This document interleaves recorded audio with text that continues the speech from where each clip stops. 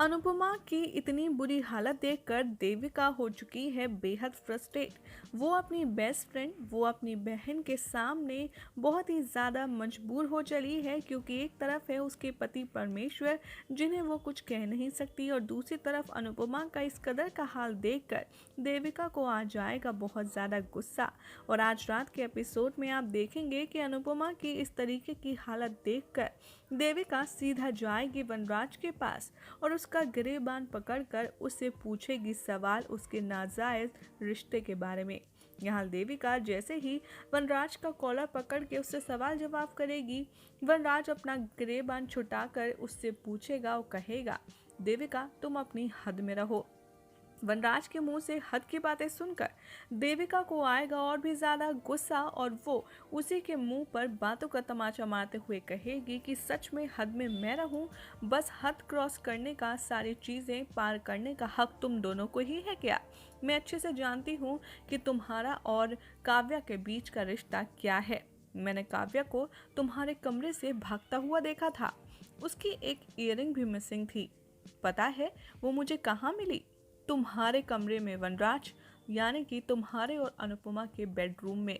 जैसे ही देविका के मुंह से वनराज ये बातें सुनेगा, वो काफ़ी ज़्यादा शॉक लगेगा उसको और वहीं खड़ा का खड़ा रह जाएगा। वनराज से अपने सारे सवालों का जवाब ना मिलने पर काव्या की ओर देविका रुख करेगी और उसके घर पर जाकर उसे अच्छे से सुनाएगी।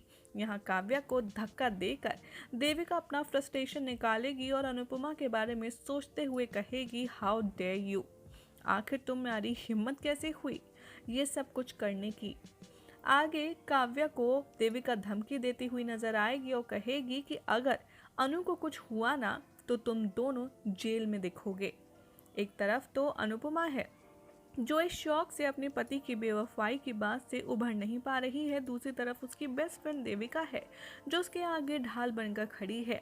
अपकमिंग एपिसोड में आप ये भी देखेंगे कि कैसे अनुपमा जैसे ही अपने आप को थोड़ा सा संभालने की कोशिश करेगी, वो सबसे पहले अपना छुटकारा, अपने आप को आज़ादी दिलवाएगी वनराज के नाम के मंगलसूत्र से। वो आग जलाएगी उसी हवन कुंड में जहाँ पर उसने शादी के फेरे लिए थे, वहाँ पर अपना मंगलसूत्र उतार कर वो आग में आहुति दे देगी।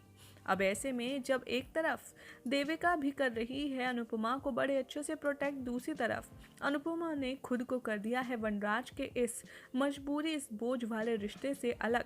ऐसे में क्या लेगी अनुपमा डिसीजन, क्या लेगी वो अपनी लाइफ के लिए एक बड़ा स्टैंड, ये सब कुछ देखना होगा।